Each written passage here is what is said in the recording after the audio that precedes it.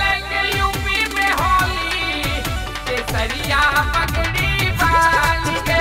अब की खेलेंगे यूपी में होली, मोदी वाला गमछा बांध के। अखिलेश भैया डिम्पल भाभी माया बुआ के साथ में, अखिलेश भैया डिम्पल भाभी माया बुआ के साथ में। अब की खेलेंगे यूपी में होली, सारे नेता के साथ में। अब की खेलेंगे यूपी में होली, केसरिया गमछा बांध के।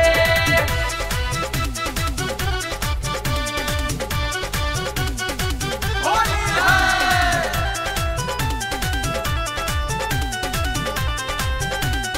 होली है।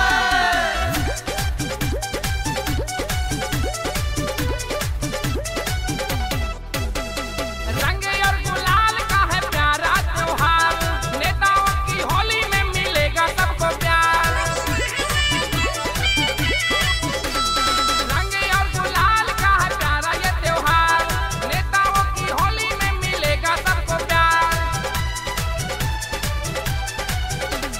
खेल रहे हैं मुलायम चाचा सोनिया जी के साथ में, खेल रहे हैं मुलायम चाचा सोनिया जी के साथ में। अब की खेलेंगे यूपी में होली, सारे नेता के साथ में। अब की खेलेंगे यूपी में होली, केसरिया गमछा बांध के।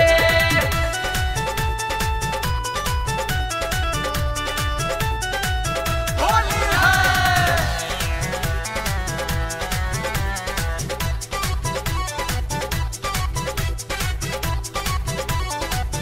होली है।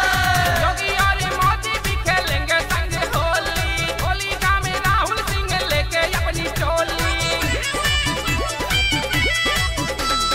योगी और मोदी भी खेलेंगे संग होली, होलिका में राहुल सिंह लेके अपनी टोली। मुंह के से अंकुर एकता बनावे पूरे भारत के साथ में, मुंह के से अंकुर एकता बनावे जाति पाति त्याग के। अब की खेलेंगे यूपी में होली, सारे नेता के साथ में। अब की खेलेंगे यूपी में होली, केसरिया गमछा बांध के। अखिलेश भैया डिम्पल भाभी माया बुआ के साथ में,